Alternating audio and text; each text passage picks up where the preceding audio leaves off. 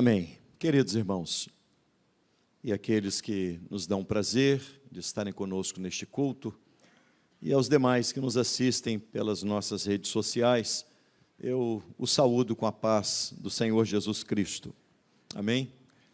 Bênção podermos, neste primeiro final de semana, após a vigília do dia 31, podermos iniciar cultuando ao Senhor, engrandecendo o seu nome. E se estamos vivos e se chegamos até aqui é pela graça de Deus. Portanto, nos alegremos, nos regozijemos e demos-lhe glória pelo dia bendito em que fomos salvos pelo sangue inocente derramado naquela cruz. Pois bem, meus amados irmãos, eu gostaria de conversar com vocês nesta noite, e o tema da mensagem do sermão desta noite é: pecadores, estejam atentos. Pecadores, estejam atentos. Para isso, abra sua Bíblia, por gentileza. Primeira epístola do apóstolo Paulo a Timóteo, capítulo 1. Leremos a partir do versículo 15. Primeira epístola de Paulo a Timóteo, capítulo 1, verso 15.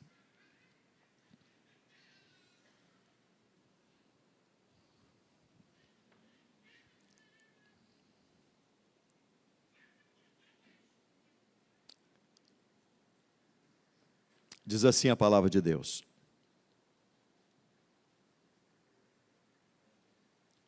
fiel é a palavra e digna de toda aceitação, que Cristo Jesus veio ao mundo para salvar pecadores, dos quais eu sou o principal. Por esta mesma razão me foi concedida misericórdia, para que em mim, o principal, evidenciasse Jesus Cristo a sua completa longanimidade, e servisse eu de modelo a quantos hão de crer nele para a vida eterna. Assim, ao Rei eterno, imortal, invisível, Deus único, honra e glória pelos séculos dos séculos. Amém. Amém. Pois bem, meus amados irmãos, quando nós olhamos para as Sagradas Escrituras, quando nós somos confrontados pela palavra de Deus, nós compreendemos como o nosso pecado é uma afronta a um Deus santo. Existem no meio das igrejas evangélicas um entendimento não muito adequado sobre o motivo pelo qual Jesus veio ao mundo. As pessoas, às vezes, elas desviam a causa primária pela qual Jesus desceu dos palácios da glória para vir a este mundo. O motivo pelo qual Jesus deixou a eternidade para vir até aqui. A causa primária, se você fizer essa pergunta a muitas pessoas, alguns certamente dirão que ele veio para abençoar a nossa vida, para trazer solução aos nossos problemas, para nos dar uma bênção de alegria, para abrir portas, para trazer solução àquilo que nós não temos solução. E tudo isso que eu falei, ele faz e pode fazer. Todavia, esses são motivos secundários, terciários, se não for. O motivo essencial, a causa primária pela qual Jesus desceu do esplendor da glória do Pai, foi para salvar pecadores. Jesus não veio senão por esse motivo principal: salvar pecadores. E é exatamente isso que Paulo vai escrever a Timóteo. A causa primária de Jesus ter vindo ao mundo é salvar pecadores. Quando nós olhamos para este texto sagrado, e esta afirmativa de Paulo dizendo que Jesus veio ao mundo para salvar pecadores, aqui está zipado o significado do que é evangelho. De forma resumida, de forma condensada, você pode entender o que é evangelho com esta palavra de Paulo a Timóteo. O que é o evangelho? De forma condensada, resumida, zipada. O que significa o evangelho? O evangelho ele veio para salvar pecadores. Esse é o motivo pelo qual ele veio. Eu lembro-lhes o que está escrito na carta aos Gálatas, capítulo 4, diz que na plenitude do tempo, Deus enviou seu Filho, nascido de mulher, nascido debaixo da lei, para nos resgatar da lei e para nos adotar como filhos. Então o motivo pelo qual Jesus veio, a causa primária da sua vinda é salvar pecadores. Obviamente a Bíblia fala de causas secundárias, motivos secundários pelos quais Jesus veio. Nós podemos ver em Colossenses capítulo 1, verso 15, diz que Jesus é a imagem do Deus invisível. Então, Jesus veio para nos revelar quem é Deus, quem é o Pai. Lembram-se quando Filipe perguntou a Jesus, e Filipe, em uma conversa com Jesus, ele disse, mostra-nos o Pai, Senhor, mostra-nos o Pai. E Jesus então diz a Filipe, Filipe, eu estou há tanto tempo convosco, quem vê a mim, vê ao Pai.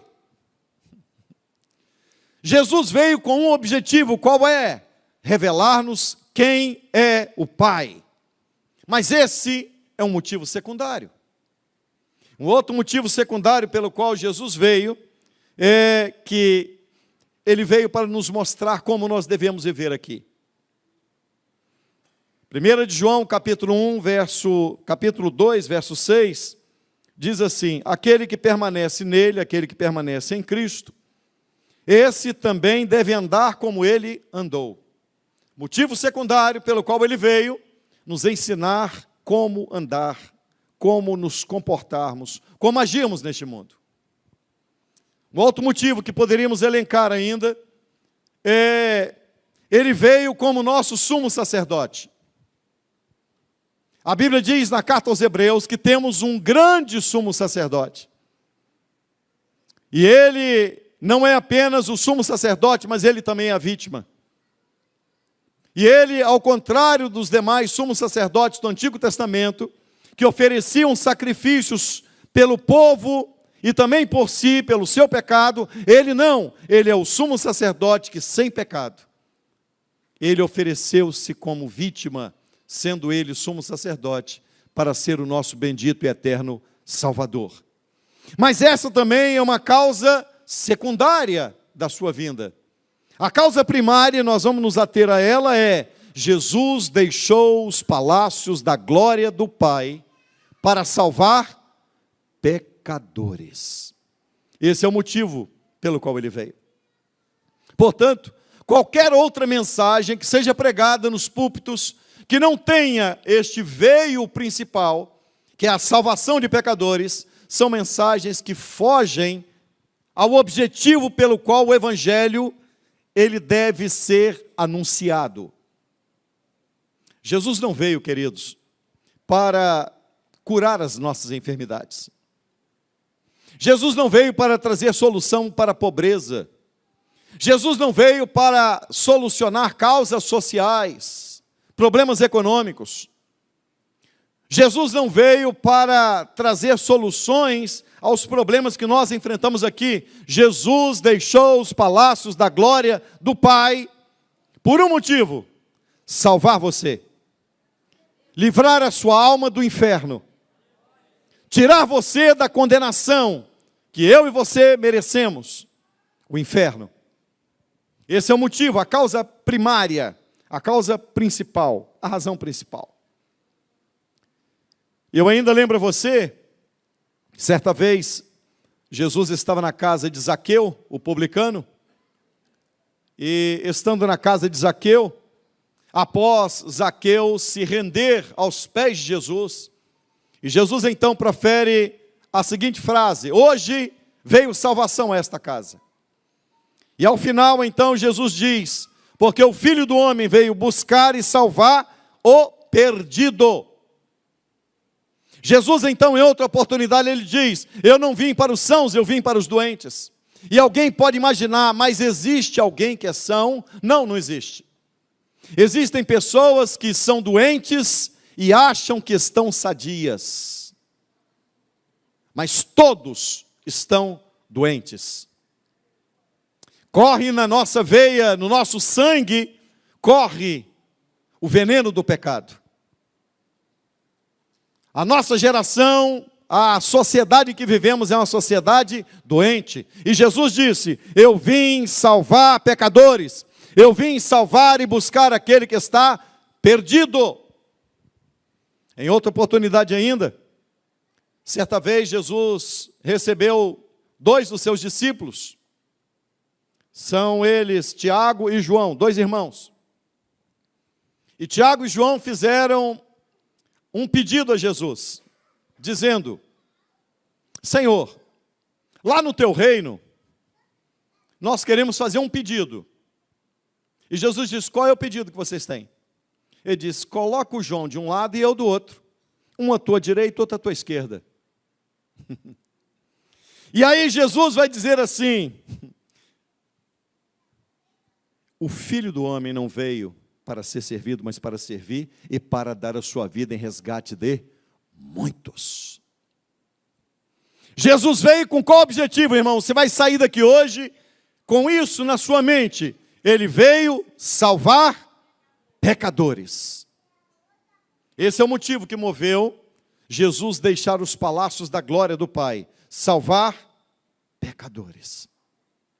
Se você acha que isso é pouco, saiba que o que nós merecemos é o inferno, é uma condenação eterna. Eu chamo a sua atenção para a maneira como o apóstolo Paulo escreve o texto sagrado que lemos.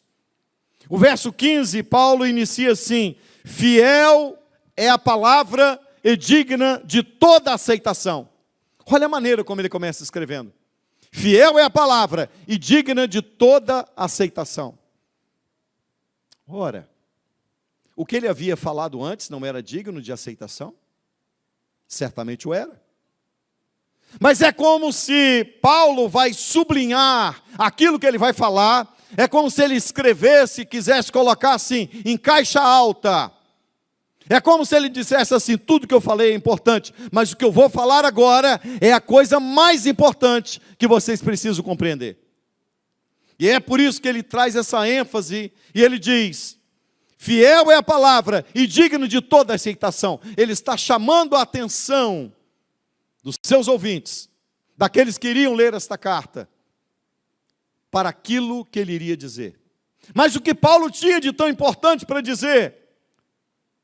O que Paulo tinha de algo tão sublime, tão excelso, tão glorioso para dizer à congregação dos crentes? Jesus Cristo veio para salvar pecadores. Essa é a essência do Evangelho. Esse é o motivo central pelo qual ele veio. Esse é o motivo, a causa primária que moveu Jesus descer da glória. A palavra fiel é esta. E aqui está o coração e a alma do cristianismo. Preste atenção nisso. Entender o que é evangelho é entender a afirmativa de Paulo. Ele veio para salvar pecadores. Entender evangelho é você compreender exatamente essa frase dita por Paulo. Aqui está a essência do que é ser um discípulo de Cristo.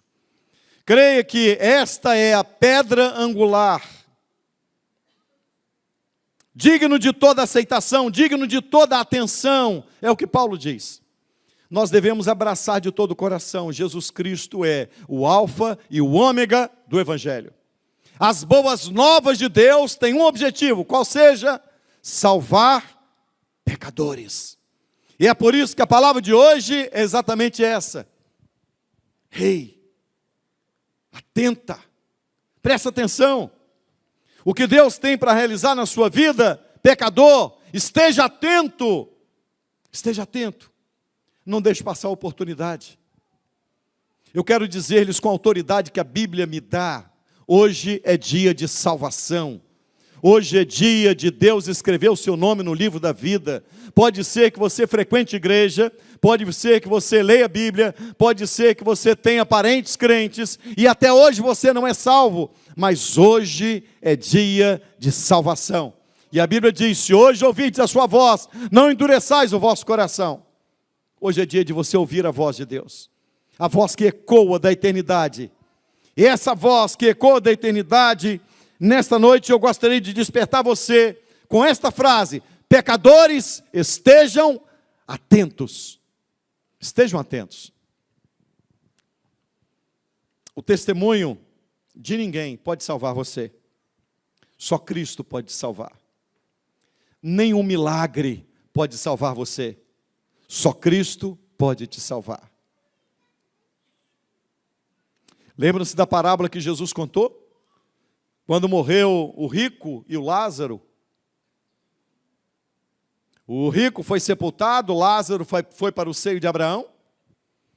E então o rico, ele pedia dizendo, olha, pede a Lázaro que molhe a ponta aqui com água e me refresque a língua. E de repente o rico pede uma coisa, diz, Senhor, faz com que Lázaro ressuscite, vá lá embaixo, converse com os meus parentes, para eles não virem para cá. Qual foi a resposta de Jesus? O que o rico pediu? Faz um grande sinal, faz Lázaro ressuscitar, e este sinal vai fazer com os meus parentes não venham para cá. Jesus disse, não, eles têm a minha palavra, e isso é o bastante. Você tem a Escritura, não corra atrás do sobrenatural. Só aceite o sobrenatural que tenha fundamentação bíblica. Só aceite o sobrenatural que tenha fundamentação bíblica, porque fora disso, meu querido irmão, é do diabo. E não vai levar você à eternidade.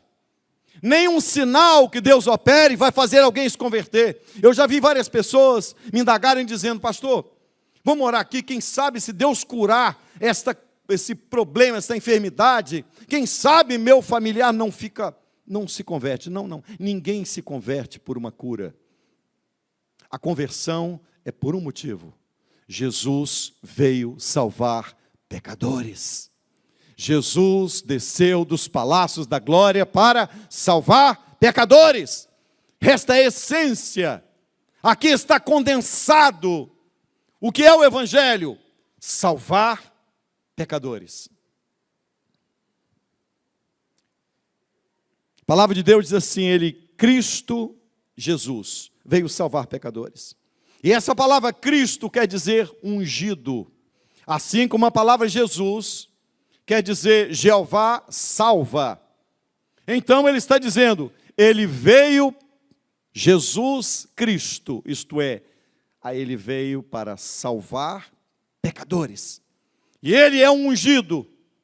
Ele é aquele que a palavra de Deus fala dele desde o Gênesis. Ele é aquele que foi dizendo, haja e ouve, haja e ouve. Ele é aquele que está descrito em Gênesis 3,15, que da semente da mulher nasceria aquele que pisaria a cabeça da serpente. Olha a promessa da vinda do Messias. Olha a promessa da vinda do ungido de Deus. Olha a promessa gloriosa, e em toda a Escritura nós vamos ver, ele é um ungido, o Cristo, o Messias, aguardado, profetizado, esperado. E quando Jesus vem, diz a palavra de Deus que mesmo ele, sem pecado, ele vai até João Batista para ser batizado. E ao ser batizado, diz a Escritura que o Espírito Santo desceu sobre ele em forma corpórea de pomba. E ouviu-se uma voz no céu que dizia, esse é o meu filho amado em quem me comprazo. A ele ouvi. Ele é o Messias aguardado. Ele é o Cristo. Ele é o ungido de Deus. Ele é aquele que recebeu o poder do Espírito Santo para pregar, para anunciar o Evangelho, para anunciar as boas novas, para anunciar o reino de Deus, está entre vós. Ele é o Cristo. E é por isso que nós precisamos do poder do Espírito Santo para pregarmos a palavra de Deus. Se o próprio Verbo recebeu o poder para testemunhar e para cumprir a sua missão, nós, muito mais. A palavra de Deus diz algo extraordinário acerca de Jesus. Lembram-se quando Maria achou-se grávida, José, tentando não difamá-la, infamar, ele buscou deixá-la secretamente, e à noite o Senhor deu-lhe um sonho, e um anjo de Deus falava com ele, dizendo: José, filho de Davi, não temas receber Maria, tua mulher, porque o que nela é gerado é do Espírito Santo. E ela dará à luz um filho, e lhe porás o nome de Jesus. Porque ele salvará o povo dos seus pecados. É por isso que Paulo vai escrever a Timóteo dizendo: está aqui condensado a essência do Evangelho. Ele veio para salvar pecadores.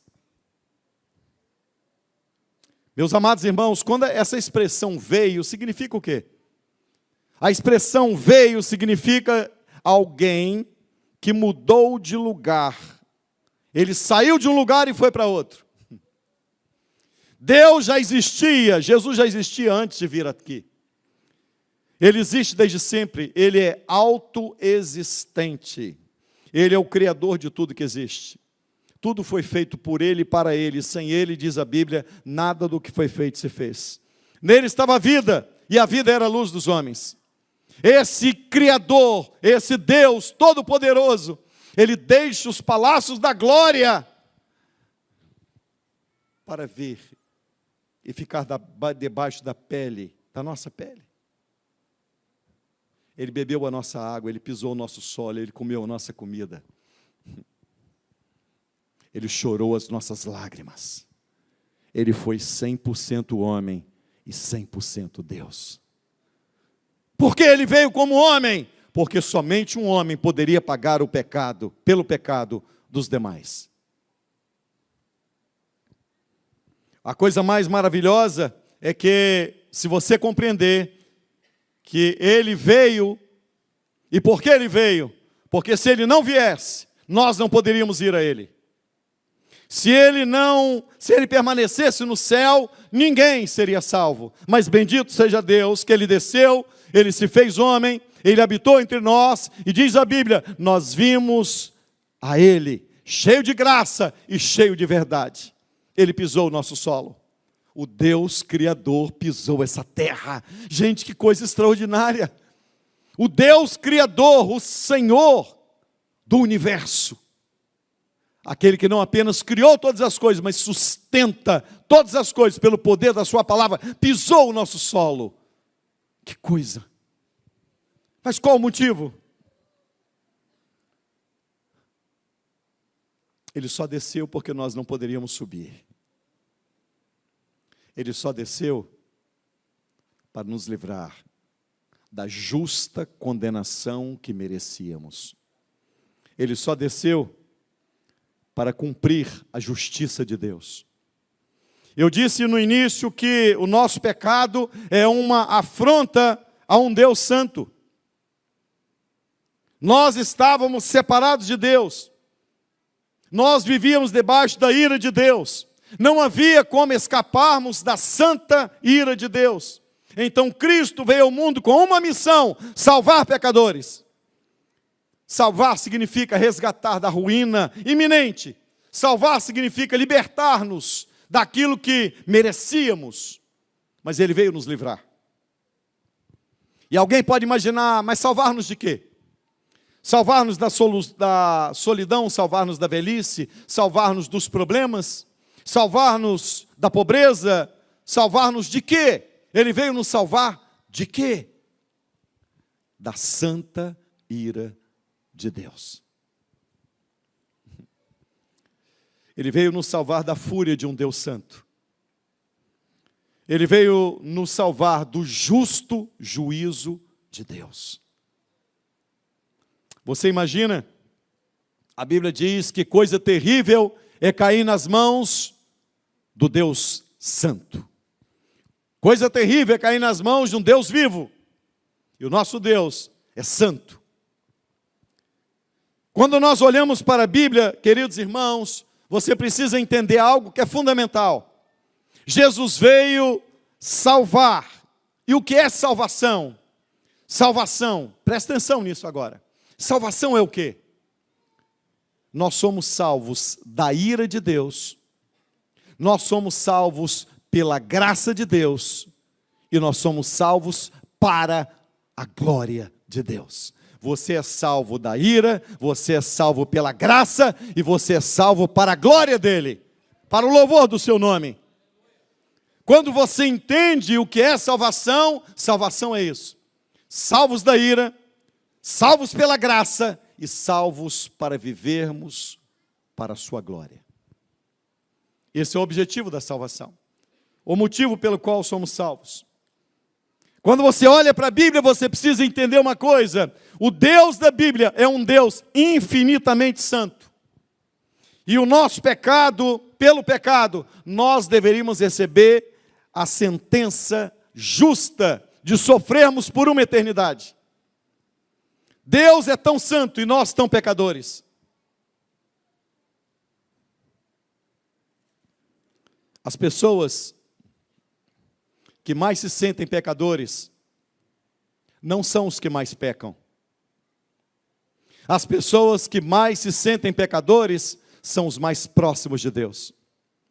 Porque quanto mais próximo de um Deus santo, mais pecador você se sente. Deus é tão santo e nós tão pecadores. Deus sendo justo, Ele deveria punir pecadores que merecem o inferno. Irmãos, seria injustiça se Deus levasse-nos para o céu sem a punição. Você imagina que por um único pecado cometido contra Ele, isso já nos traria, já seria suficiente para termos uma sentença justa de uma morte eterna, distância eterna, sem a presença dEle, por uma eternidade. Eu quero dizer a você que o nosso grande problema reside exatamente em que Deus é infinitamente santo e nós somos pecadores. Por um pecado, apenas um pecado, já seria justo Deus nos lançar na condenação. Há dias atrás eu falei e reitero agora. Quantas vezes um assassino precisa matar para ser chamado de assassino? Quantas? Quantos pecados você precisa cometer para ser chamado de pecador? Mas nós não cometemos apenas um pecado. Quem aqui gostaria de fazer uma prova consigo mesmo e com Deus? Eu direi a você, você consegue passar um dia sem pecar? Consegue? Sem um pensamento mau, perverso? Consegue? Não. Nós não cometemos apenas um delito, nós não transgredimos a lei de Deus apenas uma vez. Nós temos uma montanha de pecados. Então, Deus sendo justo, Ele deveria condenar pecadores. É como se você estivesse assistindo uma audiência em que está lá um assassino e um juiz declarasse que ele pode ser absolvido, e você se levantaria indignado e diria, mas ele não merece isso. Não é justo a sentença do juiz. A justiça é, ele merece ser condenado. Nós diríamos isso. E se Deus levasse pecadores para o céu, a toque de caixa, o diabo diria, o Senhor é um Deus injusto, porque eles pecaram e merecem condenação, e o Senhor os levou para o céu sem condená-los. A Bíblia diz que além de santo, Deus é justo. Por isso, Ele só pode levar pecadores quando a condenação, quando o juízo é executado. O que eu quero dizer, queridos irmãos, é que nenhum pecado passará sem punição. Nenhum pecado passará sem punição. Desde que o mundo foi criado, desde que o pecado entrou no mundo, todos os pecados cometidos terão a justa punição. Cada pecado será punido, quer seja no inferno, sobre os descrentes, quer seja em Cristo sobre a cruz. O motivo pelo qual nós somos salvos? A cruz. O motivo pelo qual nós temos o nosso nome escrito no livro da vida? A cruz. O motivo pelo qual nós temos uma certeza que o céu nos aguarda? A cruz. O sangue inocente foi derramado, a dívida foi quitada. Agora, ele deu um brado na cruz, dizendo, tetelestai, a dívida está paga. Nenhuma condenação há para aqueles que estão em Cristo. Estamos justificados diante de Deus. Deus, sendo justo juiz, Ele cumpre a sua justiça, satisfazendo a sua santa ira, despejando a sua santa ira no seu inocente. Todo pecado será punido. Quando os descrentes se apresentarem diante do trono branco, a Bíblia diz que serão abertos os livros, e os pecados de todos estarão expostos. Todos serão condenados, os que forem, serão condenados, sabendo que eles estão sendo justamente condenados. Ninguém vai ser condenado de forma injusta. E nós, os salvos, renderemos glória ao Senhor. E se houvesse uma portaria no céu, se imaginássemos o céu desta maneira, e nós chegando na porta do céu, e alguém perguntasse, diga-me qual é a senha para você entrar aqui, nós diríamos, a cruz, o sangue inocente, a minha dívida foi paga, eu não devo mais nada, Cristo pagou toda a minha dívida. A senha é a graça de Deus. Pela graça sois salvos por meio da fé. Isso não vem de vós, é dom de Deus. Não vem das obras para que ninguém se glorie. É graça de Deus. Pela graça você foi salvo. Esse é o evangelho de Jesus Cristo. Paulo escreve a Timóteo dizendo, eu tenho uma coisa importante para dizer a você, Timóteo. Eu tenho uma coisa importante a te ensinar. Jesus Cristo veio salvar pecadores, dos quais eu sou o principal. Oi, irmãos, glória, que maravilha é nós, ao nos depararmos com uma mensagem como essa, nós podermos abrir os lábios e cantarmos um louvor, maravilhosa graça, maior que o meu pecar. Que graça bendita, que graça gloriosa é a graça que nos alcançou. Ela é maior que o nosso pecado. Bendito seja Deus que salva pecadores por intermédio de seu Filho, que deixou os palácios da glória para pisar nessa terra, para andar aqui, para ser justo, para ser santo, e como justo e santo, ir à cruz pagar o preço que ele não devia, porque a dívida era nossa. Bendito seja Deus, porque Ele veio, viveu e morreu para salvar pecadores. Ele veio salvar gente ruim, gente má, gente perversa. Ele veio salvar, Ele veio para doentes. Ele veio para injustos. Ele veio salvar pecadores que deveriam receber uma punição justa. E Ele veio para pagar uma dívida que não era dele, era nossa.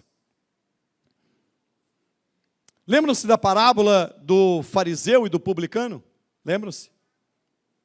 Jesus contou essa parábola, dizendo que o fariseu, religioso, zeloso da lei, os fariseus se consideravam a nata da religiosidade de Israel, e o fariseu, ele orava a Deus da seguinte maneira, Deus, eu jejuo, eu dou o dízimo de tudo, Deus, eu conheço a tua palavra, Eu não sou como este publicano pecador. E o publicano, com a sua cabeça baixa, batia no peito e dizia: ai de mim, pecador. A Bíblia diz que aquele publicano que entrou no templo condenado, veio para adorar, mas saiu justificado. Jesus disse: aquele que se humilha vai ser exaltado, mas quem se exalta vai ser humilhado. Não saiu justificado o fariseu, mas o publicano. Porque quando você reconhece o seu pecado, e você confessa o seu pecado, e você abandona o seu pecado, a graça de Deus te resgata, o poder de Deus te transforma.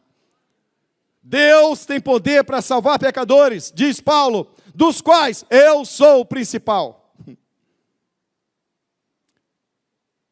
Imagina os irmãos, que naquele dia, quando os livros forem abertos, ninguém vai poder parar diante de Deus. Ninguém vai dizer: eu não mereço ir para o inferno, não mereço condenação. Porque todos, não é igual aqui no Brasil não, tá feio, que é um negócio vai assim, as galegas, um condena para cá, condena o inocente, salta o bandido, né? Aqui não é igual aqui não, nessa bagunça aqui não.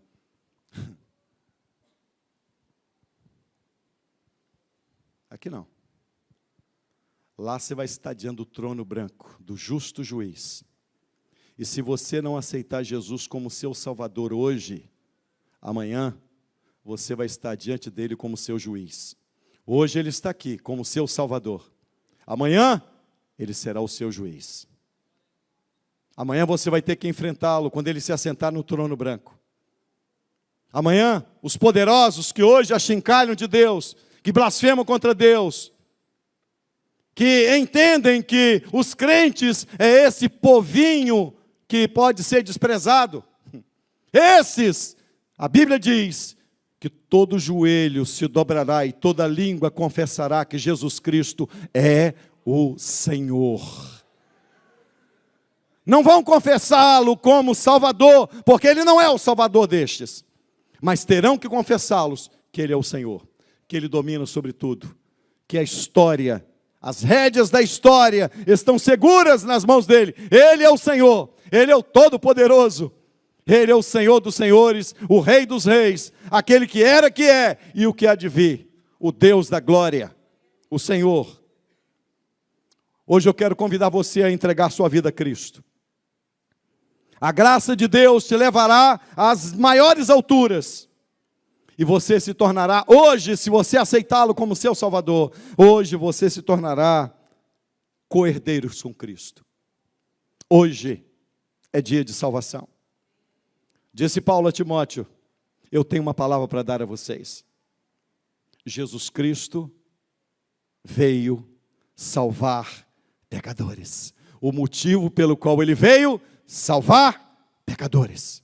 Ele não veio para melhorar a sua vida, Ele não veio para abrir a porta que você quer, Ele não veio para solucionar o problema seu. Ele pode fazer tudo isso, mas tem algo que Ele faz que ninguém pode fazer: salvar pecadores, livrar pecadores da santa ira de Deus.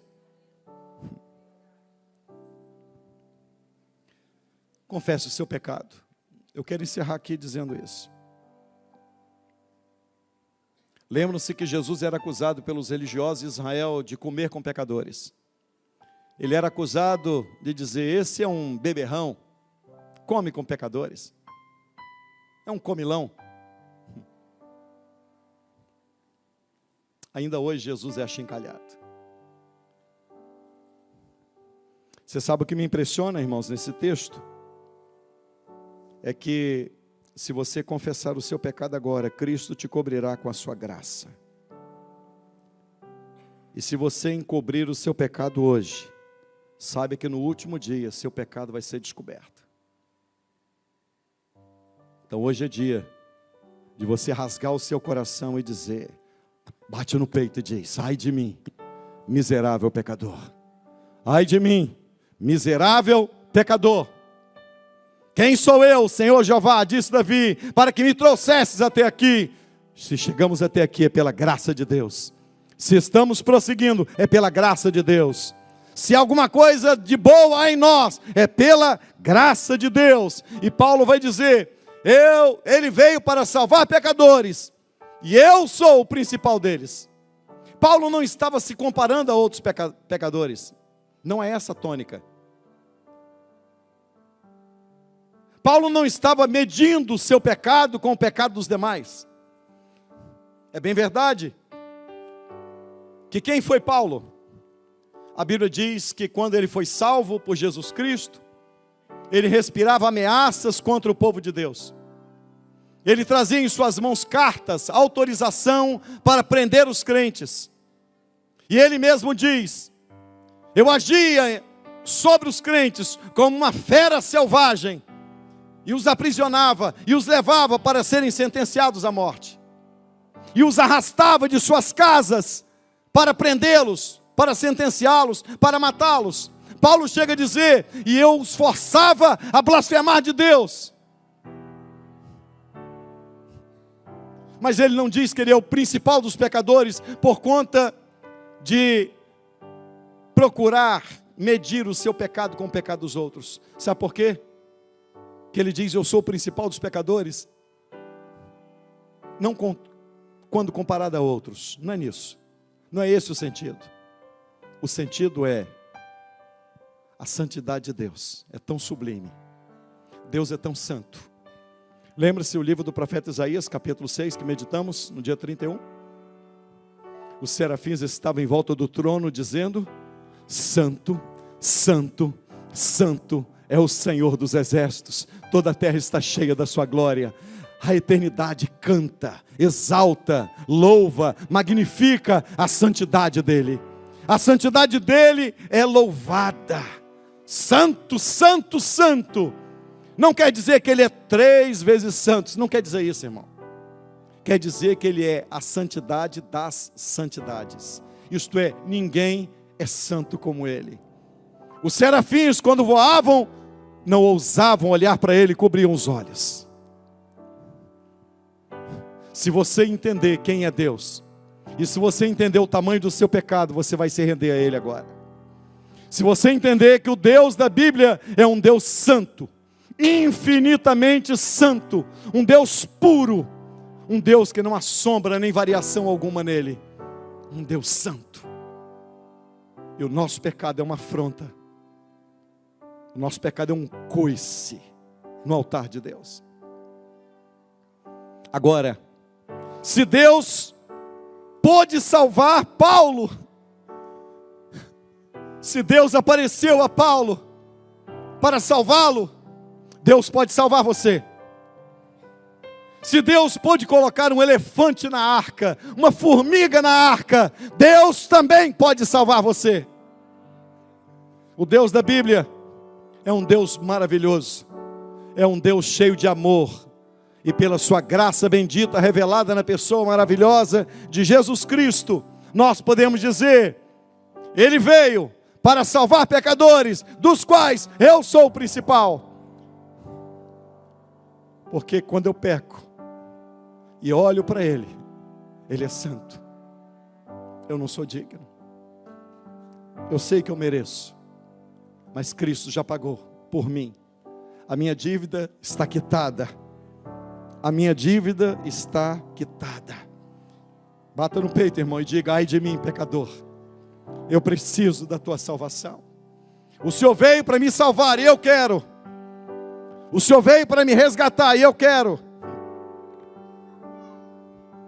Eu quero encerrar com as palavras de John Piper. John Piper diz que tudo que Deus fez na história da salvação não é por causa de você. Tudo que Deus fez é para a sua própria glória. Você encontra muitos textos na Bíblia em que Deus diz, eu fiz isso por amor ao meu nome. Eu fiz isso para a minha glória. A causa de Deus salvar pecadores não é você, não sou eu, é a glória de Deus. Portanto, o homem, ele não é o centro do plano de redenção. Se nós fôssemos o centro do plano de redenção, já viu o pregador dizendo assim, você é o centro do amor de Deus? Não, você não é nada disso. Esse pregador não sabe o que está falando. Deus salva por quê? Para a sua glória. Para a sua própria glória.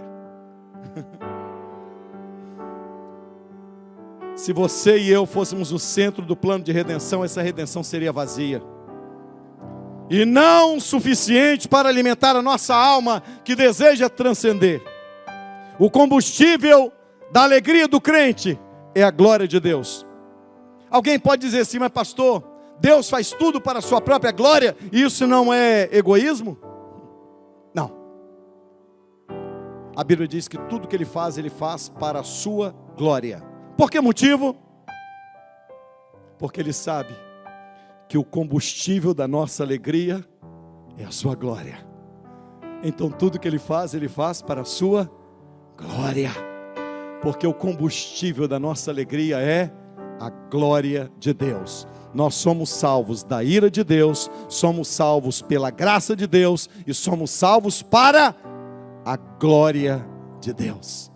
E é por isso que Paulo vai encerrar o texto em que lemos. Ele encerra no verso 17 assim: assim ao Rei eterno, imortal, invisível, Deus único, honra e glória pelos séculos dos séculos. Amém. Tudo que Deus faz, Ele faz para a sua glória. Ele te salva para a glória, Ele opera na sua vida para a sua própria glória, para que você entenda, eu existo para a glória de Deus. Viva assim. Renda a Ele graça, glória. Se una ao que Paulo escreve no texto em que lemos, ao Rei eterno, imortal, invisível, Deus único, honra e glória, em pé, pelos séculos dos séculos. Amém. Deus seja louvado, Deus seja engrandecido, Deus seja exaltado, o Todo-Poderoso reina. Bendito seja Deus.